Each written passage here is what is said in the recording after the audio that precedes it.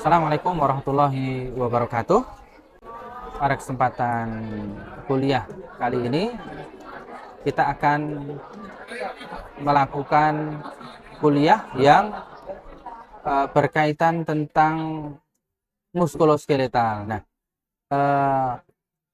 mata kuliah muskuloskeletal ini yang saya ampu diantaranya adalah kelainan kongenital muskuloskeletal, kemudian patologi pada tulang belakang.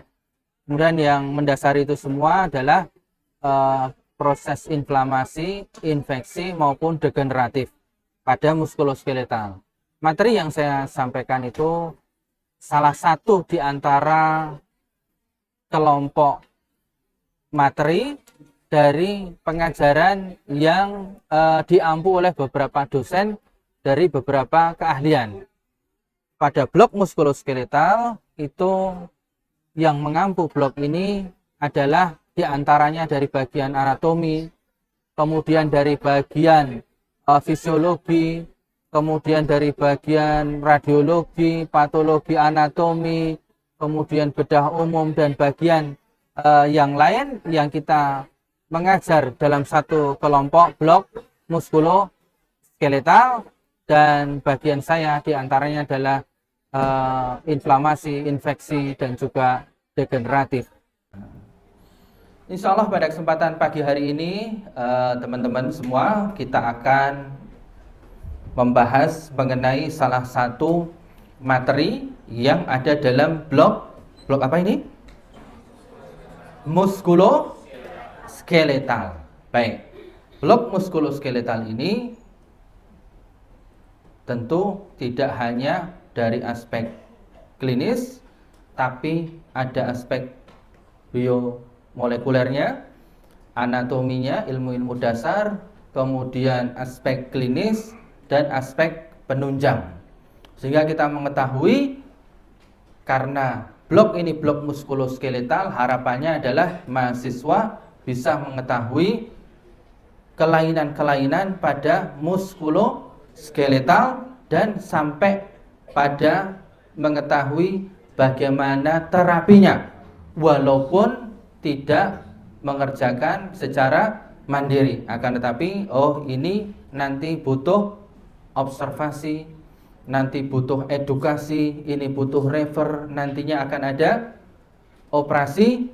Itu kita ketahui di blok muskuloskeletal ini, dan harapannya dari beberapa materi bisa digabungkan dan bisa bermanfaat untuk praktek klinis nantinya. Kemudian bab inflamasi, kemudian infeksi, ini adalah bab yang pasti akan kita temui kalau kita praktek di poliklinik maupun di UGD. Oke? Nanti intensif, betul? Intensif akan ada di puskesmas, kemudian akan ada di rumah sakit UGD maupun bangsal. Inflamasi adalah kasus yang pasti akan kita temui. Tapi kadang-kadang orang-orang itu salah mengartikan inflamasi. Pokoknya angger gerok. Gerok itu bahasa Indonesianya apa? Apa? Serak. Oh, ini radang, betul ya? Pokoknya radang. Ada nyeri, oh ini radang. Ada kulitnya meruntus, ini radang. Kan orang awam sering mengatakan inflamasi ini sebagai peradangan. Betul, kalau kita mau artikan peradangan, maka bisa. Tapi makna peradangan orang awam dengan makna peradangan kita di dunia medis tentunya tidak sama. Kemudian juga infeksi. Nah, ini infeksi pada muskuloskeletal. Kemudian juga degeneratif. Degeneratif ini kalau kita sampai pada usia tua, maka kita akan mengalami degeneratif. Saya tadi ketemu dengan teman-teman saya yang usianya sudah 40, 5 ke atas, tuh sudah terlihat degeneratifnya. Minimal terlihat dari warna rambutnya, Dek. Saya melihat teman-teman, berarti aku ya termasuk rodok tua berarti ya. Lihatnya wis rada putih, saya masih ada hitamnya. Lumayan lah. Kita slide berikutnya ya. Nah, inflamasi ini adalah peradangan tetapi bukan infeksi. Ini penting ya. Baik, peradangan bukan infeksi. Nah, inflamasi itu dipicu oleh luka atau trauma, atau kita sebutnya cedera. Tanda-tanda inflamasi sudah tahu semua ya. Apa nak? Ini disunting loh ini. Nak, apa saja tanda-tanda peradangan?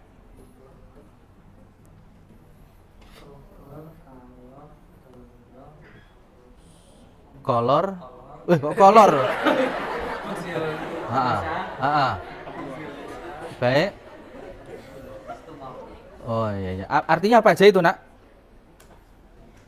Kemerahan.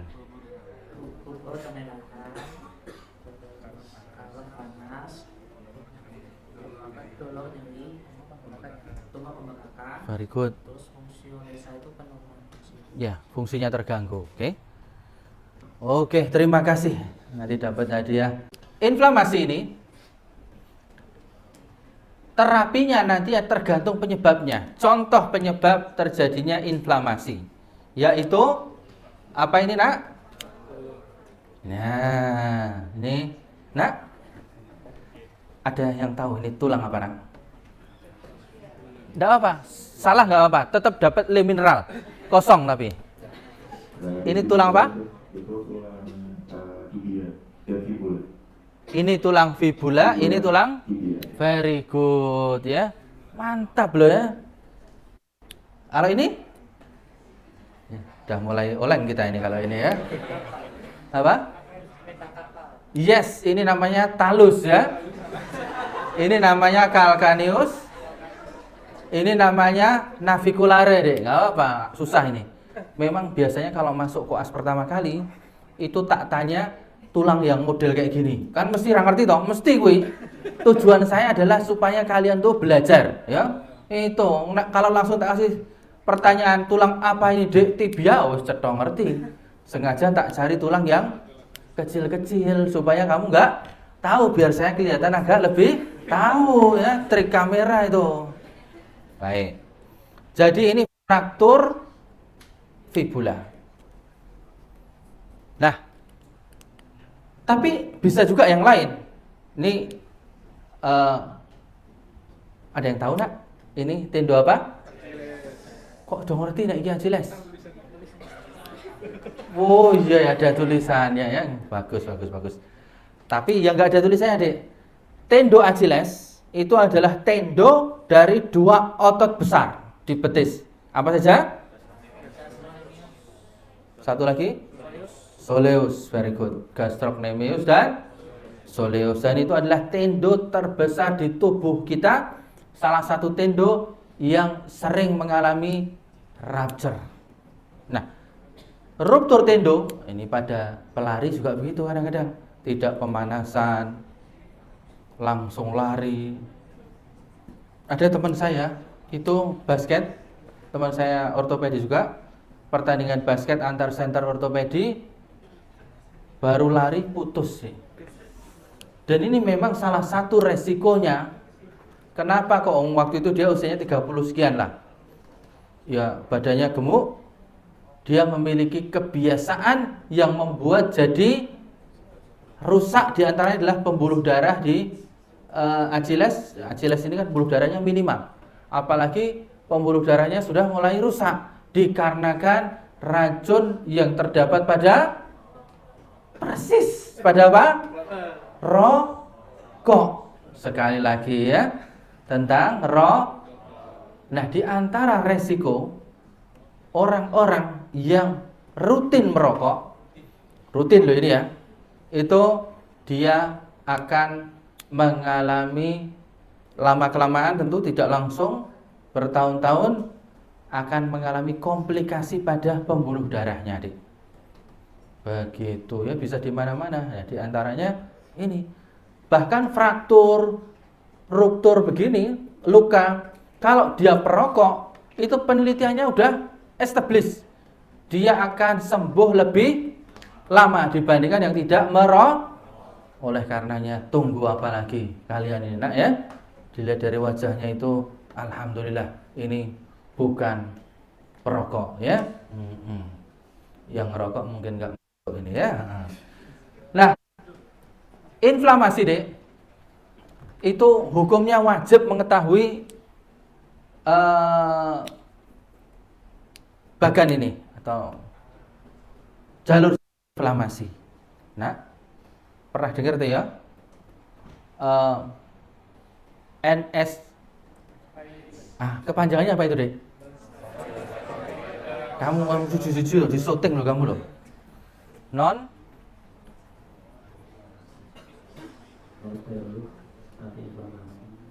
inflammatory drug. Oke. Kenapa kok disebut non steroid anti-inflammatory drug? Karena dia menghambat persis salah satu proses inflamasi adalah dia nanti kalau ada jaringan yang luka, maka akan mengeluarkan asam arachidonat.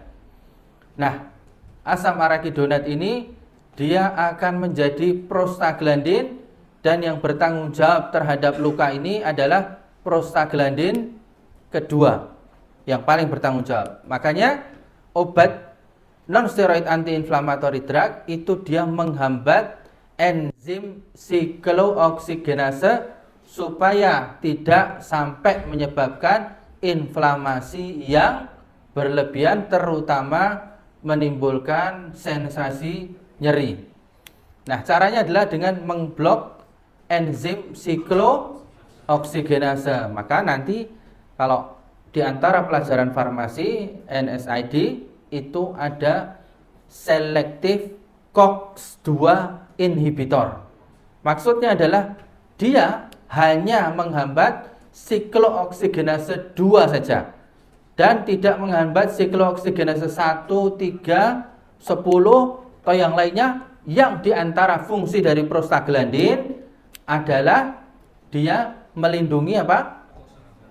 Lambung. Makanya kalau semua keblok, artinya non-selektif siklooksigenase, dia akan memiliki resiko, tidak mesti ya, resiko untuk terjadi asam lambung. Makanya kadang-kadang orang minum ketorolac misalkan atau meloxicam, itu lambungnya nyeri karena dia tidak terbentuk prostaglandin yang melindungi mukosa lambung karena keblok semua. Tapi kalau obat-obatan yang selektif siklooksigenase 2 itu dia tidak atau resikonya kecil untuk menggerus lambung gitu ya. Jadi pathway ini itu paling tidak asam arachidonat, siklooksigenase, prostaglandin, selective COX itu diingat-ingat karena akan sampai nanti berguna.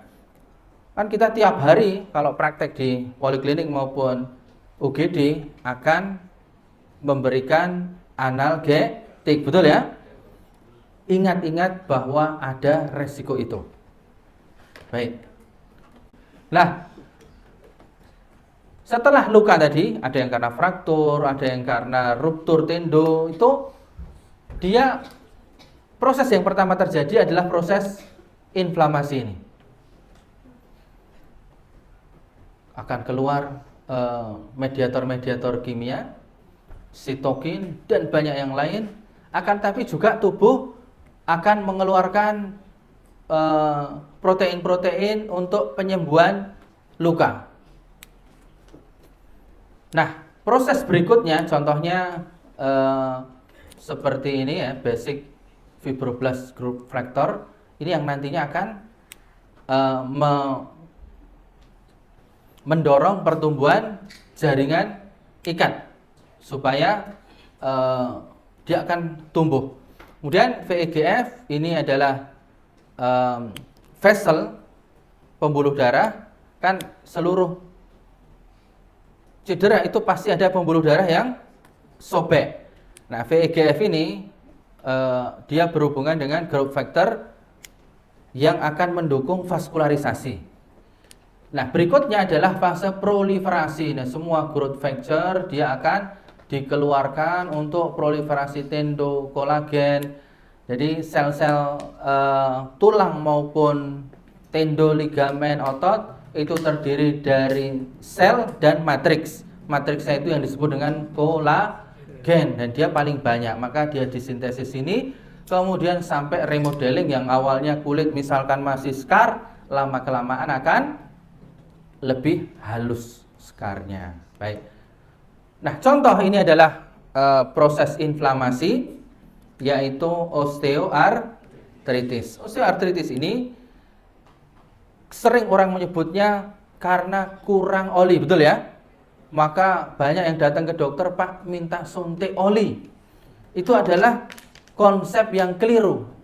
Bahasa kerennya miskonsepsi. Mestinya bukan problem pada cairan sinovialnya yang kurang sehingga kayak oli top 1 begitu. Lah ya kan dikai oli terus ngegas lebih kencang. Enggak, tapi karena rusak kartilago artikularis. Jadi di sendi kita, lutut, tangan, hip joint, kubiti, semua itu ada kartilago artikularisnya. Jadi ada persendiannya ini yang dilapisi oleh kartilago. Karena usia, karena genetik, karena aktivitas, resiko semuanya itu ada yang mengakibatkan kerusakan kartilago ini. Nah, karena dia itu aus, mengelupas, bahkan hilang, itu yang kemudian dengan gerakan dan beban memicu proses inflamasi. Karena dia, kan orang sering mengatakan karena saya salah posisi lutut. Sebenarnya bukan salah posisi, karena dia pas bertumpu pada jaringan yang rusak ini, sehingga timbullah mediator inflamasi. Jadinya tadi bengkak, panas, nyeri, berjalan menjadi sakit. Kurang satu lagi apa? Merah. Kadang terlihat lebih merah. Nah, obatnya justru karena dia itu faktor inflamasi banyak, harusnya di dalam sinovial lutut itu hanya 3 cc, bisa jadi 20 cc. Justru malah kita kadang-kadang kita kalau nyeri sekali, tension di sendi lutut, justru kita aspirasi untuk mengurangi tensionnya. Baik. Contoh yang lain adalah gout arthritis. Ini inflamasi yang nyeri, Dek. Orang-orang kalau dia kena gout itu bisa sampai benar-benar tidak bisa jalan karena nyeri sekali. Nah, sesungguhnya ini adalah juga proses inflamasi. Oke. Kemudian yang kedua adalah infeksi. Ini bab yang paling penting. Zaman dulu, Dek, sekali infeksi, once infection, maka dia akan infeksi seterusnya. Karena zaman dahulu perkembangan kultur antibiotik belum seperti sekarang ya. Sekali osteomielitis itu selamanya osteomielitis dulu, karena memang susah sembuhnya. Kemudian yang kedua septic arthritis. Nanti kita lihat, semuanya ini adalah infeksi bakterial. Sebagian ada yang Streptococcus aureus, ada yang Staphylococcus aureus, atau yang lainnya ada yang karena dia anaerob, dia DM lama sehingga ulkus sampai ke dalam sendi, kadang-kadang juga pseudomonas atau yang lainnya, tergantung peta kuman di tempat tersebut. Terapinya adalah obat antibiotik, yaitu untuk bakterinya antibakteri, dan source control. Tempat yang ada infeksinya harus dibersihkan. Membersihkan jaringan yang terinfeksi kita sebut dengan debridement. Debridement itu membuang jaringan non vital atau membuang jaringan yang terinfeksi. Tentu harus ditambah dengan irigasi. Makanya operasi debridement itu mesti ada dengan irigasi, penyemprotan larutan normal salin atau larutan yang steril lainnya. Contoh osteomielitis ini hanya kelihatan ada fistel kecil awalnya kan, tapi lama kelamaan kalau keluar terus tulangnya itu bisa rusak seperti ini karena dimakan oleh bakteri. Bandingkan tulang yang normal dengan tulang yang sembuh dari infeksi, bentuknya akan beda sekali. Dan untuk menyembuhkan ini itu harus dengan operasi, dibuka kulitnya sampai ke tulang yang terinfeksi ini, dibersihkan dan diirigasi. Sehingga makanya hati-hati ya naik motor itu, kalau bisa jangan ngebut. Kalau ngebut ojo nganti kecelakaan. Kalau kecelakaan jangan sampai cederanya itu di distal tibia fibula. Distal tibia fibula ini adalah lokasi pengapesan bagi kami dokter ortopedi. Apalagi kok open fracture itu sembuhnya akan sangat lama. Begitu ya, hati-hati. Nah, kemudian yang kedua adalah infeksi pada lutut, pada sendi lutut. Ini bukan inflamasi seperti OA tadi. Kalau OA itu bengkaknya nggak sebesar ini. Ini kemerahannya lebih jelas, nyerinya lebih hebat. Dan di dalam sini itu apalagi kalau kita lab, leukositnya akan tinggi sekali, bisa sampai 17.000, 20.000. Obatnya diantaranya adalah diagnosanya kita aspirasi dulu, akan ketemu cairan pes di situ. Kita kasih antibiotik, kita lab apa kuman yang ada di dalam lutut ini. Dan kalau dengan antibiotik infus membaik, bisa jadi tanpa operasi. Tapi kalau tidak membaik, klinis maupun laboratorium, pilihannya adalah dibuka dan dibersihkan. Tadi namanya apa? Debridement. Kemudian degeneratif, ini yang paling sering adalah osteoporosis. Ingat, bukan osteoartritis. Tadi kalau osteoartritis itu problem pada kartilago sendi. Kalau osteoporosis dia adalah penurunan massa tulang. Ini usia muda itu kepadatan tulangnya sangat padat dan ini sangat kuat. Tetapi seiring pertambahan usia itu kepadatan tulangnya akan berkurang dan makin berkurang lagi. Nah, inilah yang kemudian akan menyebabkan resiko terjadinya fraktur. Kalau baru kayak gini tok, itu ya nggak ada gejalanya. Gejala itu kalau dia sudah mengalami fraktur. Kenapa kok fraktur kolum femur ini?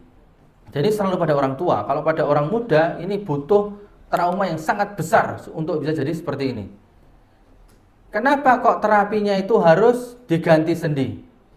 Karena fraktur di kolum femur ini ada dua yang menyebabkan dia nggak bisa nyambung, nggak bisa sambung, non union. Satu, karena sudah saking keropos.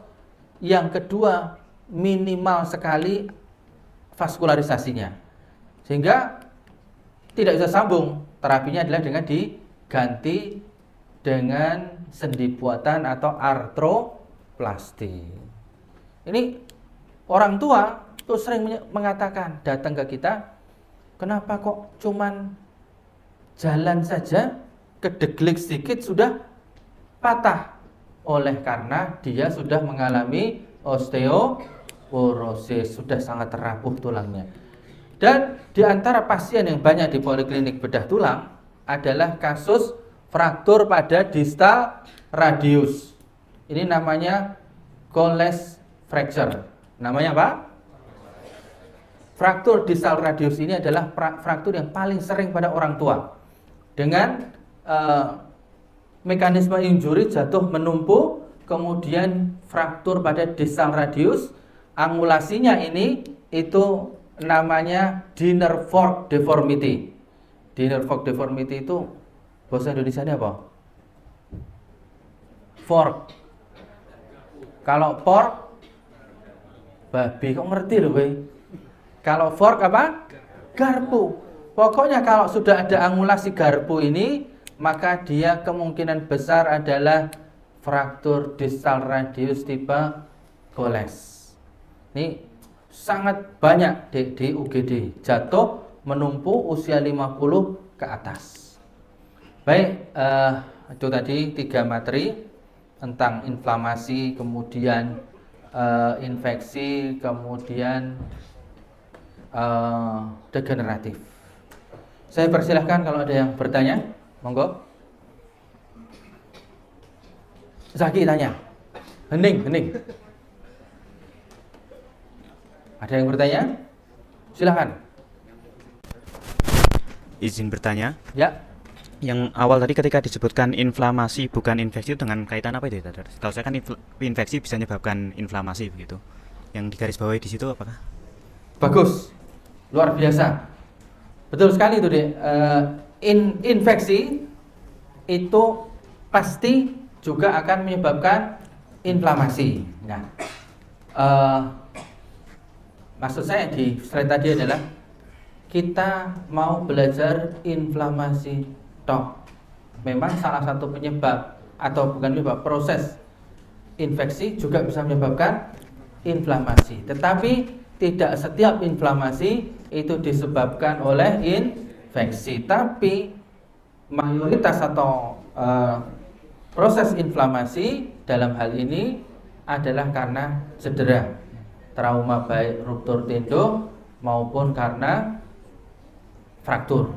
Itu yang saya maksud, bahwa tidak setiap proses peradangan itu disebabkan oleh infeksi atau akan menjadi infeksi.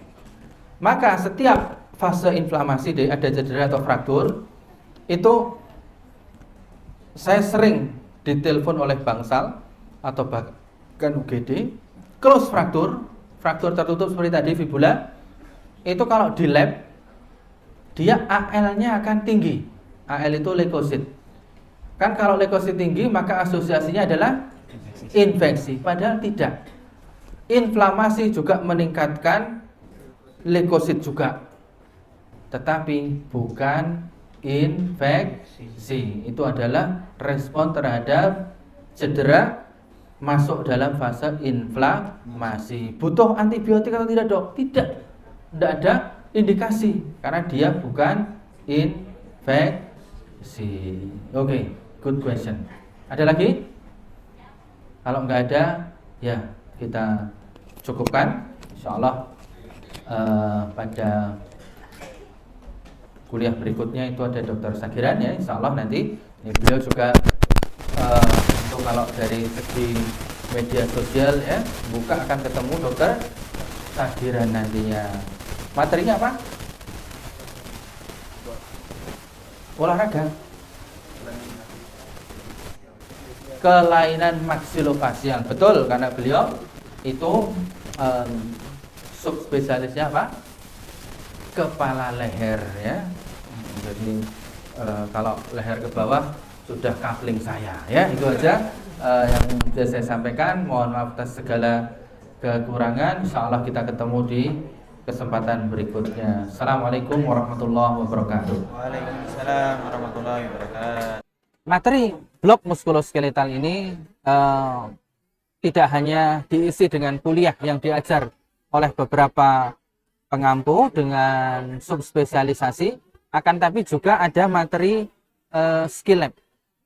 Materi skill lab ini adalah untuk menunjang bahwa dalam muskuloskeletal misalkan ada cedera patah tulang, maka di situ kita ajarkan skill lab, kemampuan kognitif mahasiswa untuk melakukan penanganan pertama pada fraktur, yaitu dengan pemasangan bidai atau pemasangan arm sling atau gendongan, sehingga bisa memberikan penanganan pertama pada cedera tersebut. Nah, kemudian ujiannya pun juga tidak hanya ujian MCG yang kita ambil dari masing-masing pengampu berdasarkan subjek yang diajarkan dan jam pengajaran, akan tapi juga ujian skill lab terhadap kemampuan-kemampuan kognitif motorik yang sudah kita ajarkan sebelumnya, dan kita uji sesuai dengan apa yang sudah kita ajarkan, seberapa banyak mahasiswa